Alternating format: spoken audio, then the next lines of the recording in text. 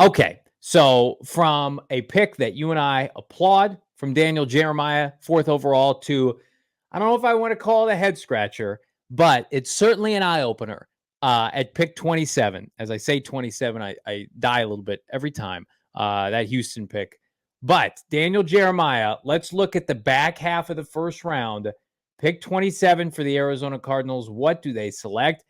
As he's being referred to on Twitter, I did not coin this, the Great White Hope. That's certainly a choice. The Cardinals are taking Cooper DeJean, cornerback. Yes, you heard that right. From the University of Iowa, right in front of jer'zhan Newton, stud defensive tackle from Champaign, Illinois, University of Illinois. I watched a lot of jer'zhan Newton. He's a stud. I would take him. But no. Daniel Jeremiah, White Lightning, Cooper DeJean. Thoughts, Bo Brock? Oh, man. I didn't know that Cooper DeJean was such a polarizing prospect. I posted a clip of Cooper DeJean on my social media. I called him a defensive back because the way that Daniel Jeremiah breaks down Cooper DeJean is he says he's the most versatile player available as far as he can play any position in the secondary. So I say that's a defensive back, right? He can play slot.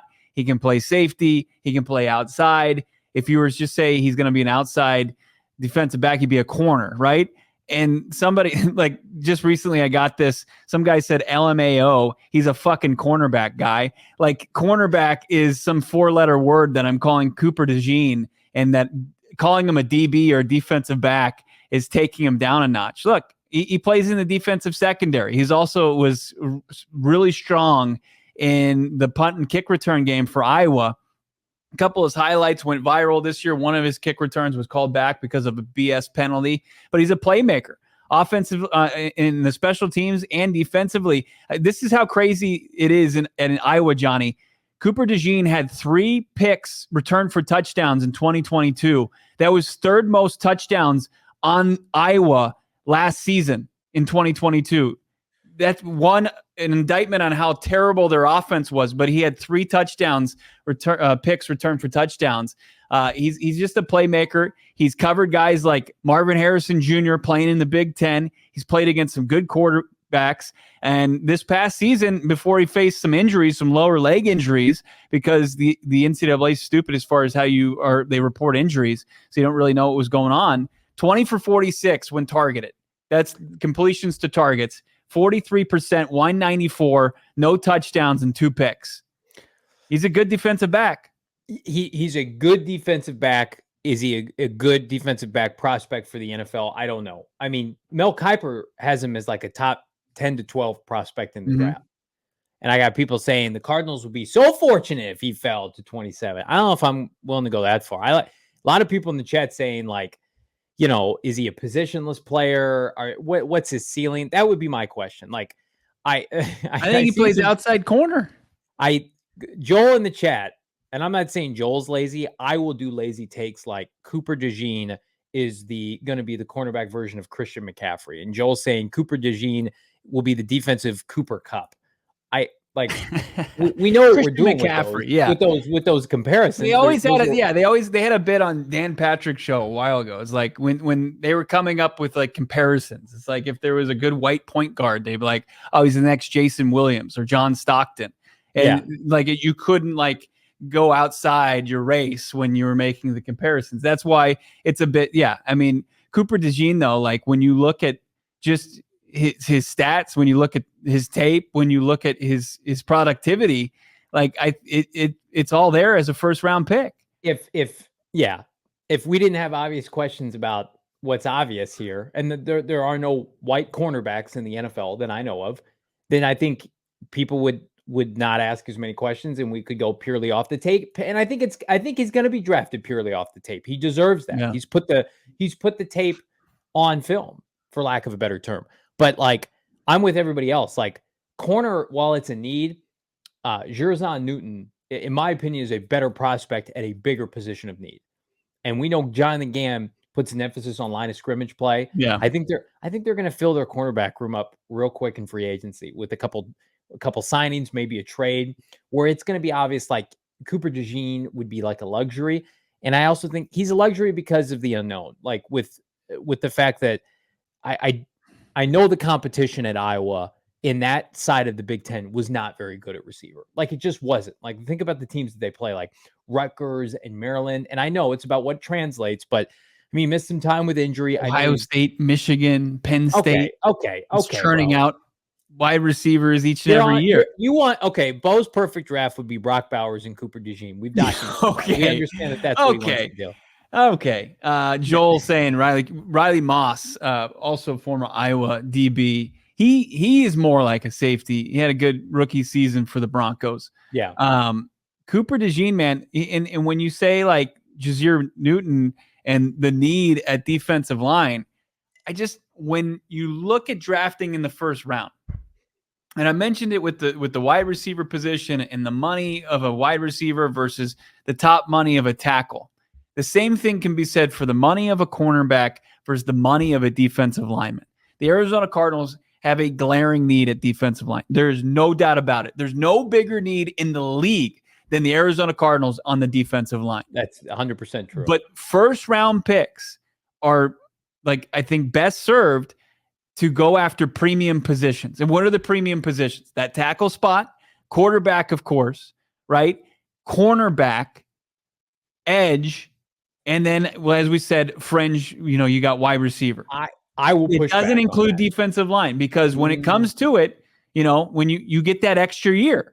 So you would get the extra year. Like, if you look at how much, like, just watch this offseason and who are some of going to be the biggest names if they hit the market, or see the franchise tag numbers. They're stupid. Jalen Johnson is going to get tagged close, upwards of over $20 million for 1 year of football. So, like, if you can get a guy at, $12 to $15 million, that's relatively cheap in the NFL. I think you and I have a fundamental disagreement with premium position and defensive line. I think I would lump in the end pass rusher / defensive tackle, because if you have a defensive tackle that can penetrate the line of scrimmage and rush the passer, those guys are making $100 million. Aaron guaranteed. Donald, Chris Jones, absolutely. Yeah, but you're drafting jer'zhan Newton to be a Calais Campbell, Darnell Dockett kind of defensive lineman. Like, let's not put defensive linemen. Where was 9-0 drafted? Where was 9-0 drafted? Where was Darnell drafted? Where was he drafted? Well, yeah, third round. If you could replicate that, but you can get a great Darius Slay was in the third round. You can get great corners in the third round. You're lumping in DTs with, like, the Isaiah Simmons off-ball linebacker position, or guard, or center, or tight end. Defensive tackle is a premium position. I would be anxious to hear. It doesn't make. It does you not. Are wrong. You on are average. So wrong. On average, as far as what you have to pay for, like the big guys, the Chris Joneses, the Aaron Donalds, they're going to make a ton of money, right? Just because they're great football players, they're game-wrecking football players. But unless you identify the guy with that type of ceiling, it's tough to project that at draft time, especially when you got a guy like jer'zhan Newton. Why isn't he being projected in the top 10, top 15? Daniel Jeremiah said he's been talking. He valued as a prospect. Somebody asked DJ if he feels comfortable, because now DJ is not the first guy to have jer'zhan Newton from 25 to 30, right? Dane Brugler had it earlier this week. Like, I agree. Like, if there's a player worthy of it, then do it. But I think just prospect wise, Cooper DeJean is a better prospect at a corner position that is a premium position, which is a premium position to anybody who follows the NFL. It's not to Johnny Venerable, but it's a premium position. I mean, there's more value there. I can't believe you right now. I can't believe you would take Cooper DeJean today over jer'zhan Newton. Man, it's as close as it gets. It's as close as that's a cop-out answer. That's not a real answer. But no, I would do it just because based on it being a premium position. I would take the corner. Your defensive tackle is a premium position, Brock. Topic 64, $4.99. Is Cooper way better than Marco Wilson? Color don't matter. He can cover it. This shit is crazy. He's an outlier, though. So you have to be comfortable drafting an outlier. Like, am I allowed to say that? He's an outlier. Just like, if you're undersized as a quarterback, like Kyler Murray, you have to be comfortable drafting an outlier. But it's worked out for the Cardinals. Yeah. Like, this team, how do I phrase this, has been built on or tried to be built by Keim on drafting outliers, off-ball linebacker, hybrid positions, undersized. I think they need to go with safe, sure things. And if they deem Cooper DeJean that, then take him. I don't have, listen, if they pick him at 27, I'm not going to have an issue with it. Like if you see Roshan Gary, who's huge, massive, big time player for Green Bay, and I think he's probably ballpark when the Packers selected him out of Michigan, where the Cardinals would be selecting jer'zhan Newton. Same thing, Chris Jones. He slid all the way to the end of the first round. It would be great. Like, but if a guy like DeJean, who's, as you said, borderline top 10 in old Mel Kiper mock draft, he loves him. He loves him. I think a player that projects as high as that, it plays the premium position, what's valued as more of a premium position. I think that gives him a little bit of an edge. But like, I want you to think about it. Like Buffalo, Detroit, Vita Vea for Tampa. But like, how many of the big name defensive linemen that were first round, like, are the ones that are really kind of the guys that are anchoring defenses in the NFL? It's usually a rotation of guys. So why would you utilize a first round pick on that position on the defensive line when you can find it later in the draft? And that's what most teams do. Prove that you can find it later in the draft. If you're the Cardinals, you can't. You haven't been able to. Dante Stills, he became a rotational guy. Like, I know they need more. Yeah, they need a stalwart. That's the big thing. It's taking need over best player available or you and I you and I usually on the same page. We have a fundamental disagreement on the importance of a defensive tackle. The fact that you think that a defensive tackle is not a premium position, I think is really sad. I'm sad for you. Me and the rest of people who prove it. Give me some proof. Let's get every analyst. I hate that I'm right and you're wrong. I do hate this for you, buddy. Hey, Damon Dog, are you there? Yeah, he's here. Damon Dog, are you with us? What's going on? We need to build, my friend, a chart, a graphic for every guest we have on this offseason, and we're going to ask them, unprepared and unprompted, if D tackle / D line is a premium position, and we will see what they say. Sounds and good. Then that will prove who is right. We're going to ask Brian. Well, Baldinger. We're going to ask Brad Spielberger. We're going to ask Trevor Sikkema. We're going to ask Ian Rappaport. We're going to ask everybody we have on the show from now until to free agency or the draft if D tackle is a premium position.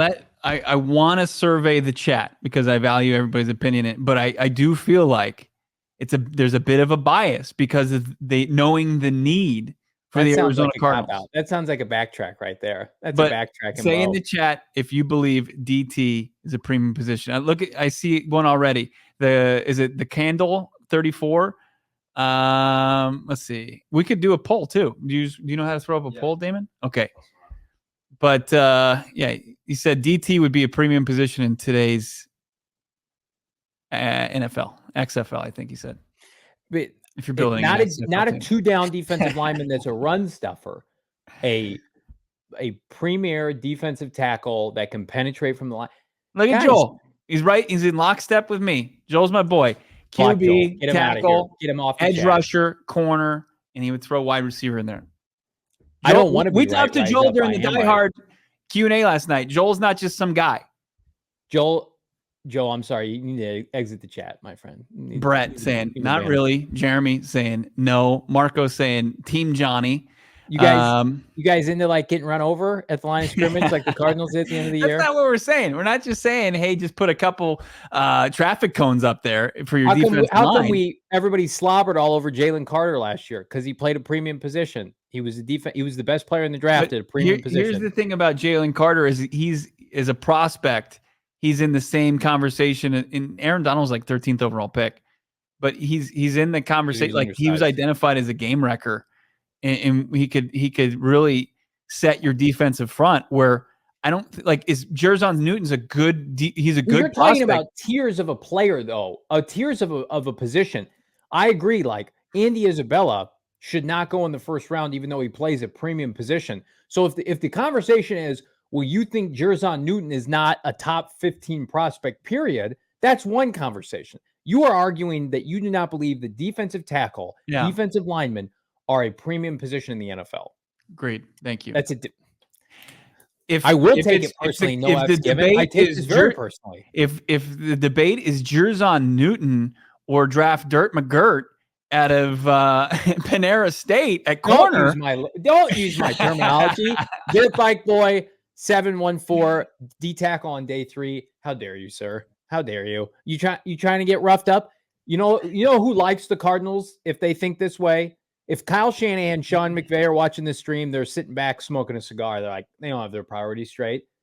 Funny you bring up the 49ers, right? They go and get a DeForest Buckner. DeForest Buckner was a top 10 guy, right? Yeah. Great. Then they're like, okay, well, he's going to require a lot of money, so we're going to trade him with the Colts. And they took one of those picks, 13th overall. They took JeVon Kinlaw. What if jer'zhan? Like, you want to bring up all the good examples? No. This isn't going to go the way you think it is. JeVon Kinlaw is available this offseason. You want him? Armstead was a first rounder out of Oregon in the first round for them. He's been a stud. Then they took Buckner. He's been a stud. They missed on JeVon Kinlaw. So what they have to do, they had to go overpay a 30-year-old Hargraves in free agency because it's a premium position.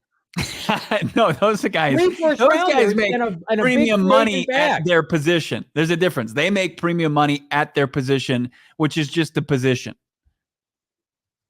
Hate every which way of your argument. Picking spreads $4.99. Cooper DeJean, 100% worth it. He's got rare size and athleticism. Best zone cornerback in the class and has the length to play press. He's an amazing top 15 prospect. I take your word for it.